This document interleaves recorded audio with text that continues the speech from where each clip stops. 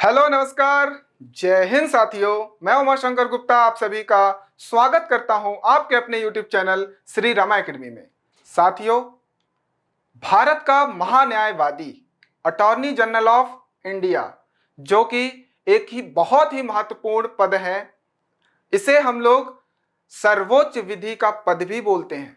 पहला पद कानूनी तौर पर, जिसे हम लोग बोल सकते हैं कि कानूनी तौर पर जो पहले सबसे ऊपर आता है वह भारत का न्यायवादी आता है। ये क्या होता है सर? कानूनी तौर पर पद जैसे कि सर्वोच्च न्यायालय और उच्च न्यायालय व अन्य न्यायालयों के न्यायाधीश, मुख्य न्यायाधीश, ये जैसे आते हैं ये कानूनी पद कहलाते हैं। इन्हीं कानूनी पद में जो सबसे सर्वोच्च पद, पहला पद आता है वह भारत का न्यायवादी, महान्यायवादी अटॉर्नी जनरल ऑफ इंडिया आता है, जिस पर आज हम लोग विस्तार से चर्चा करेंगे, जो कि हमारे संघ की कार्यपालिका का एक बहुत महत्वपूर्ण अंग है। संघ की कार्यपालिका का, जिसमें हम लोगों ने कार्यपालिका में राष्ट्रपति, उपराष्ट्रपति, प्रधानमंत्री और मंत्रिपरिषद, इन सभी पर चर्चा विस्तार से की है। जिन साथियों ने नहीं देखा है उसे जाकर के देखें और महान्यायवादी को आगे कंटिन्यू करें। चलिए, लोकतंत्र के 4 स्तंभ हम लोगों ने पढ़ा था। तो जो लोकतंत्र का दूसरा महत्वपूर्ण स्तंभ है कार्यपालिका, उसमें जो महत्वपूर्ण पद अगर बात करते हैं तो भारत का महान्यायवादी पद कहलाता है। ठीक, तो इसकी चर्चा हम लोग कर रहे हैं, जो कि कार्यपालिका का एक महत्वपूर्ण अंग है। ठीक, विधायिका इसके बाद चलेगा। ठीक, आगे तो संघ की कार्यपालिका में महान्यायवादी आता है, जो कि अनुच्छेद 52 से 78 के बीच में आता है कार्यपालिका। ठीक है, महान्यायवादी जो कि अनुच्छेद 76 में आता है। ध्यान रखिए, 76 आर्टिकल्स नंबर 76 जो कि भारत के महान्यायवादी से संबंधित है। इसे आप लोग याद रखो, जो कि भाग 5 में इसका प्रावधान दिया हुआ है हमारे संविधान में। ठीक है, तो महान्यायवादी अटॉर्नी जनरल ऑफ इंडिया, ठीक, भाग 5 अनुच्छेद 76 में दिया हुआ है। तो अब बात करते हैं कि महान्यायवादी होता क्या है, कौन व्यक्ति है, ठीक, क्यों इस पद का सृजन किया गया है। तो साथियों, इस पद को इसलिए बनाया गया है ताकि सलाह सरकार ले सके, न्यायिक सलाह, ठीक, या फिर सरकार की कोई भी बात न्यायालय में रखनी है या सरकार की तरफ से कोई भी केस न्यायालय में रखनी है, तो यही व्यक्ति है जो सरकार की तरफ से न्यायालय में जाता है और अपनी बात को रखता है। Attorney general of India, Bharat का महान्यायवादी। तो इसी को हम लोग क्या बोलते हैं?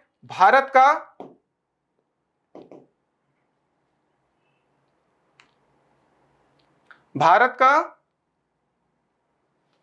सर्वोच्च विधि अधिकारी। ठीक है, यह भारत का सर्वोच्च विधि अधिकारी है।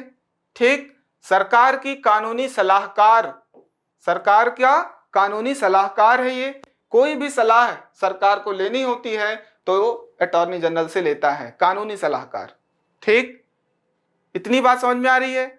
अगला, राष्ट्रपति महान्यायवादी की नियुक्ति के संबंध में संघ मंत्रिपरिषद की सलाह पर करता है। कहने का मतलब है, कौन व्यक्ति महान्यायवादी होगा, इसकी नियुक्ति कौन करता है? तो राष्ट्रपति करता है। किसकी सलाह पर? संघ की मंत्रिपरिषद की सलाह पर। मंत्रिपरिषद में प्रधानमंत्री व अन्य मंत्री गण आते हैं, उनकी सलाह पर इस पद का सृजन राष्ट्रपति के द्वारा किया जाता है। क्या क्लियर है? वर्तमान में जो हमारे महान्यायवादी हैं वह कौन है? के वेणुगोपाल। ठीक, जो कि 17वें हमारे महान्यायवादी हैं, इनका नाम याद रखोगे। ठीक है, जो इस पद का सृजन क्यों किया गया है? सलाह के लिए। सरकार इनसे सलाह लेती है कानूनी तौर पर, और कोई भी विधिक कार्य सर्वोच्च न्यायालय या किसी भी हाई कोर्ट में, उच्च न्यायालय में सरकार की तरफ से महान्यायवादी ही सरकार का पक्ष रखते हैं। ठीक है, आगे देखो, महान्यायवादी के लिए योग्यता क्या होनी चाहिए? तो योग्यता में उच्चतम न्यायालय के न्यायाधीश के बराबर योग्यता होनी चाहिए। जो योग्यता उच्चतम न्यायालय के न्यायाधीश क्या होती है उच्चतम न्यायालय के न्यायाधीश की योग्यता? कि वह लगभग 5 वर्ष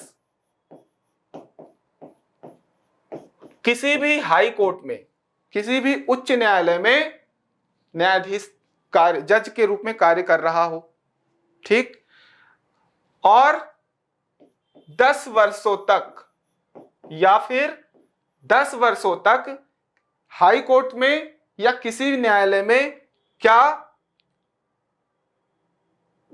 एडवोकेट,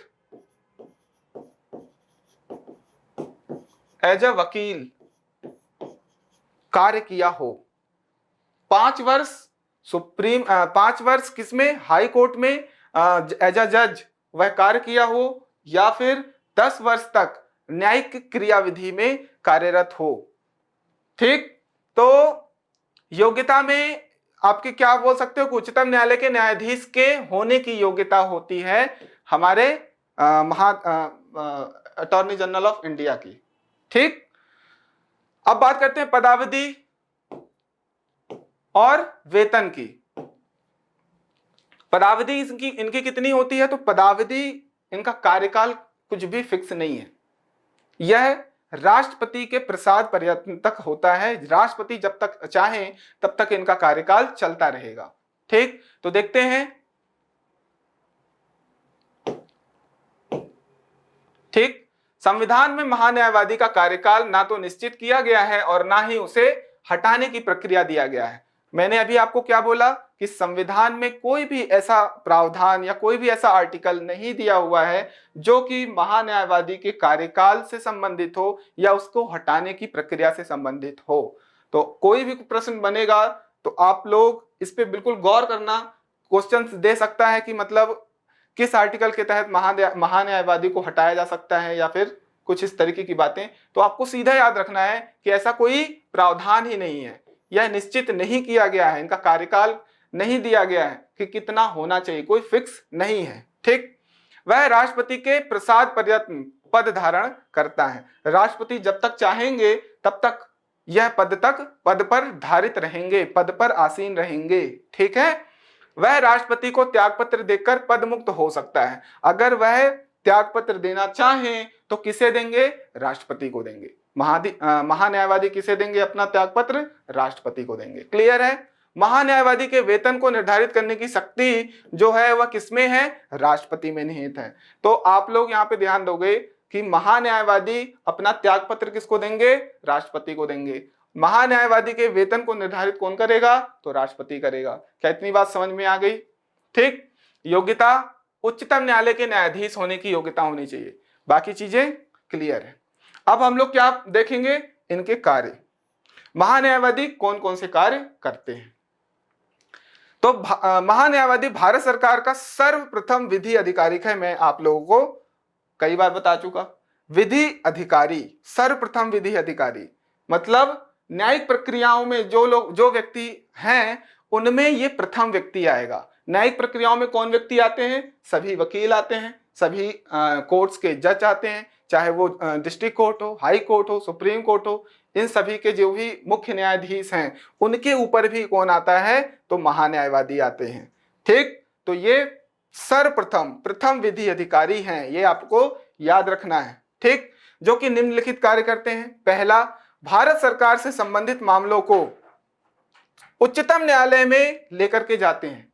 जो भी मामले भारत सरकार के होंगे वह भारत सरकार का पक्ष महान्यायवादी उच्चतम न्यायालय में रखेंगे। यह सबसे इंपॉर्टेंट पॉइंट है, ठीक। दूसरा, आर्टिकल 143 के तहत राष्ट्रपति को सलाह देने का, जब मैं राष्ट्रपति टॉपिक पढ़ा रहा था तो वहां पे 143 आर्टिकल को मैंने एक्सप्लेन किया था कि राष्ट्रपति महान्यायवादी से कोई भी सलाह ले सकता है उच्चतम न्यायालय से, समझ रहे हो ना। तो यहां पे भी क्या दिया गया है? राष्ट्रपति द्वारा उच्चतम न्यायालय में भारत सरकार का प्रतिनिधित्व, ठीक। महान्यायवादी जो हैं उच्चतम न्यायालय में सरकार का प्रतिनिधित्व करेंगे, राष्ट्रपति को प्रतिनिधित्व करेंगे। क्लियर? अगला, सरकार से संबंधित किसी भी मामले में उच्च न्यायालय में सुनवाई करना, यह भी किसका कार्य है? महान्यायवादी, अटॉर्नी जनरल का। ठीक, तो इतनी बातें हो गई, ये कार्य के हो गए कि ये जो है भारत सरकार का पक्ष रखेंगे उच्चतम न्यायालय में। ये जो है 143 के तहत राष्ट्रपति के द्वारा उच्चतम न्यायालय में भारत सरकार का प्रतिनिधित्व करेंगे। ये जो है सरकार से संबंधित किसी भी मामले को उच्च न्यायालय में सुनवाई करने के पक्ष में ये अपना कार्य करेंगे। क्या इतनी बात क्लियर है? अब ये उच्च न्यायालय क्यों? क्योंकि क्या होता है, कभी कभी राज्यों के बीच में जो भी संबंध खराब होते हैं उनकी सुनवाई भी कौन करता है? हाई कोर्ट करता है। ठीक, तो उसमें जो है सरकार का पक्ष कौन रखेगा? तो महान्यायवादी रखेंगे। ठीक, आगे देखते हैं अधिकार में क्या क्या है, इनके अधिकार क्षेत्र में क्या क्या आता है। तो भारत के राज्य क्षेत्र में सभी न्यायालयों में सुनवाई का अधिकार होता है। कोई भी न्यायालय, चाहे वो डिस्ट्रिक्ट कोर्ट हो, हाई कोर्ट हो या सुप्रीम कोर्ट हो, किसी भी न्यायालय में सुनवाई का अधिकार है इनके पास। ठीक, दूसरी चीज, अनुच्छेद 88 के अनुसार महान्यायवादी जो हैं संसद के किसी सदन में, संसद के किसी भी सदन में बैठ सकते हैं, बोल सकते हैं। लोकसभा राज्यसभा 2 सदन है, दोनों में वो अपना भागीदारी दे सकते हैं। ये उनका अधिकार है, ये आपको याद रखना है। तो क्या याद रखना है? संसद के किसी सदन में या संयुक्त बैठक में, जब संयुक्त बैठक बुलाई जाती है अनुच्छेद 108 के तहत, मैंने याद कराया था श्री श्री श्री 108 श्री, जब पंडित जी क्या कराते हैं, पूजा पाठ कराते हैं, तो सबको एक साथ लेकर के बैठते हैं। क्यों बैठते हैं? क्योंकि सबको स्टोरी सुनाई जा रही है, कहानियां। ठीक, पूजा पाठ हो रही है, तो वहां पे सब लोग एक साथ बैठ रहे हैं, तो उसमें जो नाम लिखा पंडित जी के नाम के साथ लगता है 108 श्री लगता है। तो आप यहां उससे याद रखोगे ट्रिक से कि संयुक्त बैठक जो है वह 108 के तहत होती है। तो इसमें संयुक्त बैठक में संसद के किसी भी सदन में या संसद की किसी भी समिति में भाग ले सकते हैं भारत के महान्यायवादी। ठीक, लेकिन उन्हें मत देने का अधिकार नहीं है, मत नहीं दे सकते, अपना वोट नहीं दे सकते। जब कोई भी किसी भी सदन में किसी भी बात पर अगर कोई चर्चा होगी और वहां पर वोट देने की जब बात आएगी, तो भारत के महान्यायवादी अपना मत नहीं दे सकते हैं। क्यों नहीं दे सकते? क्योंकि वो उस सदन के सदस्य नहीं हैं, परंतु उनका अधिकार है वहां पे बैठने का, सुनने का और बोलने का। ठीक, संसद के सदस्यों के अनुरूप विशेषाधिकार है इनके पास। ठीक, कुछ विशेष अधिकार जो संसद के सभी सदस्यों के पास होता है, लोकसभा राज्यसभा के सदस्यों के पास जो होता है, वे सभी विशेषाधिकार हमारे महान्यायवादी के पास भी है। अब कुछ सीमाएं हैं इनकी, वो सीमाएं देख लो, इससे भी प्रश्न बनते हैं। आजकल प्रश्न घुमा फिरा करके बनाए जा रहे हैं, तो आपको ये सारी चीजों पर ध्यान देना है। ठीक, वह भारत सरकार के खिलाफ कोई भी सलाह या विश्लेषण नहीं कर सकते हैं। मतलब उनको भारत सरकार के पक्ष के लिए रखा गया है। उनको भारत सरकार के खिलाफ, भारत सरकार के विपक्ष में ना तो वो बोल सकते हैं और ना ही कोई विश्लेषण कर सकते हैं, सलाह तो दूर की बात। ठीक, बिना भारत सरकार की अनुमति के वह किसी आपराधिक मामले में किसी व्यक्ति के बचाव नहीं कर सकते। मतलब कोई ऐसा केस नहीं ले सकते हैं जो कि आपराधिक मामले से संबंधित हो, है ना। अगर लेना है तो उनको भारत सरकार से अनुमति लेनी पड़ेगी। ऐसा नहीं है कि नहीं ले सकते, उनको अनुमति लेनी पड़ेगी, क्योंकि ये पूर्णकालिक, मतलब पूरी तरीके से भारत सरकार के पक्ष में कार्य कर रहे हैं। अन्य किसी भी आपराधिक मामले को इनको लेना है तो इनको सबसे पहले अनुमति भारत सरकार से लेनी पड़ेगी।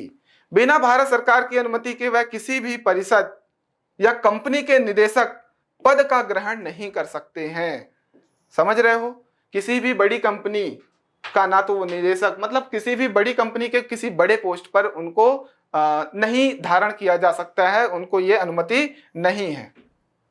ठीक है, तो इतनी सारी चीजें हो गई हमारी सीमाएं, इनके अधिकार, कार्य, है ना। अब एक वर्ड आता है बहुत important, solicitor general. Solicitor general ये कौन है? ये दूसरे नंबर के विधिक अधिकारी हैं। पहले नंबर पे महाधिवक्ता हो गए, दूसरे नंबर पे आते हैं सॉलिसिटर जनरल, जो कि इन्हीं से संबंधित हैं। अब ये वाले पद को क्यों सृजित किया गया? तो महान्यायवादी जो हैं हमारे भारत के, इन्हीं की सहायता हेतु इस पद का सृजन किया गया है, सॉलिसिटर जनरल का जो पद सृजित किया गया है वह भारत के महान्यायवादी को सहायता प्रदान करने के लिए किया गया है।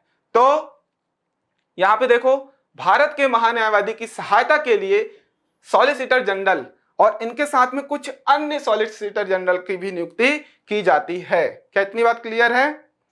ठीक, सॉलिसिटर जनरल की नियुक्ति जो है कौन करता है? राष्ट्रपति। यह ध्यान रखना है आपको। नियुक्ति महाधिवक्ता की कौन कर रहा है? राष्ट्रपति। सॉलिसिटर जनरल की नियुक्ति राष्ट्रपति। क्लियर? अगला पॉइंट, यह भारत सरकार के द्वितीय विधि अधिकारिक हैं। द्वितीय विधि अधिकारिक मैंने अभी प्रथम बताया, कौन है? महाधिवक्ता।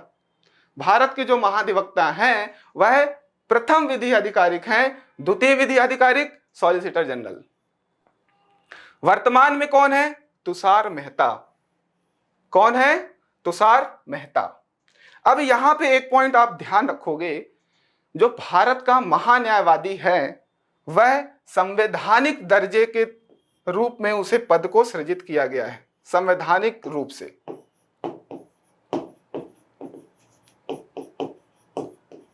संवैधानिक पद है, परंतु जो सॉलिसिटर जनरल है यह संवैधानिक नहीं है। कहने का मतलब हमारे संविधान में कहीं पर भी यह नहीं दिया गया है कि सॉलिसिटर जनरल होना चाहिए। मतलब किसी भी अनुच्छेद या आर्टिकल के तहत सॉलिसिटर जनरल का पद सृजन करना चाहिए, ऐसा कुछ भी नहीं है। यह पद सिर्फ और सिर्फ महान्यायवादी की सहायता हेतु बनाया गया है, जो कि राष्ट्रपति के द्वारा इस पद को नियुक्त किया जाता है। ठीक, तो यहां पे इस महाधिवक्ता और सॉलिसिटर जनरल ये खत्म, ये तुषार मेहता याद रखोगे। ठीक, तो आज के सेशन में हम लोग यहीं तक रखते हैं। यह हमारा टेलीग्राम चैनल है श्री रमा एकेडमी, जुड़ जाइए इससे। क्विज डेली चल रहे हैं, आप लोग यहाँ पे आइए और क्विज लगाइए। कुछ करंट अफेयर भी यहाँ पे आपको बताया जाता है, उससे संबंधित उसे भी आप लोग लगाइए। ठीक, तो आप लोग अपना ख्याल रखिए, खूब पढ़ाई करिए, स्वस्थ रहिए और प्यार बनाए रखिए। धन्यवाद।